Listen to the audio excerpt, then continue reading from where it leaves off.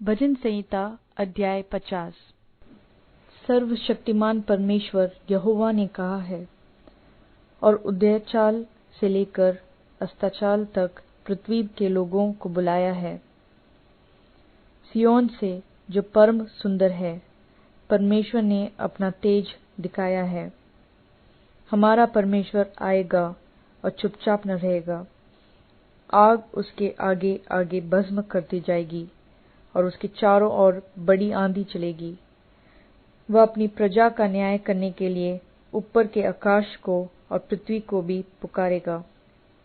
मेरे भक्तों को मेरे पास इकट्ठा करो, जिन्होंने बलिदान चढ़ाकर मुझसे वाचा बांधी है। स्वर्ग उसके धर्मी होने का प्रचार करेगा, क्योंकि परमेश्वर तो आप ही न्यायी है। सेला। हे मेरी प्रजा, सुन, मैं बोलता हूँ, और है इस्राएल, मैं तेरे विषय साक्षी देता हूँ। परमेश्वर तेरा परमेश्वर मैं ही हूँ। मैं तुझ पर तेरे मेल बलियों के विषय में दोष नहीं लगाता। तेरे होम बलि तो नित्य मेरे लिए चढ़ते हैं।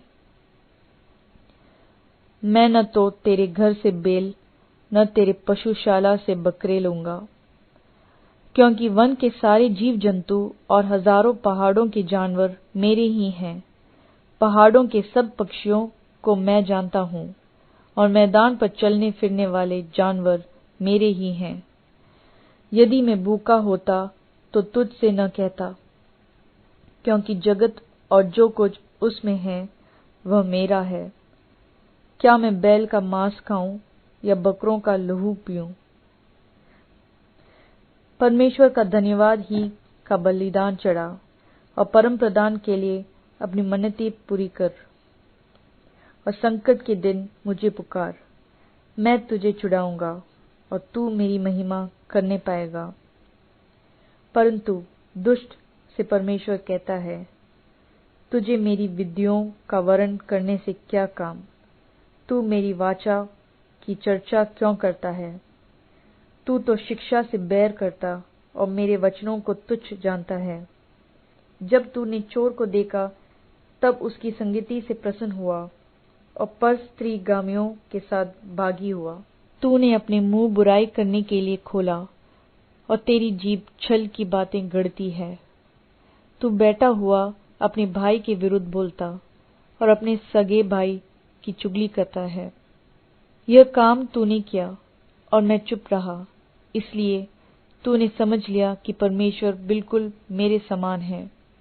परंतु मैं तुझे समझाऊंगा और तेरी आंखों के सामने सब कुछ अलग अलग दिखाऊंगा। हे परमेश्वर को भूलने वालों, यह बात भली भांति समझ लो। कहीं ऐसा न हो कि मैं तुम्हें फाड़ डालूं और कोई छुड़ाने वाला न हो।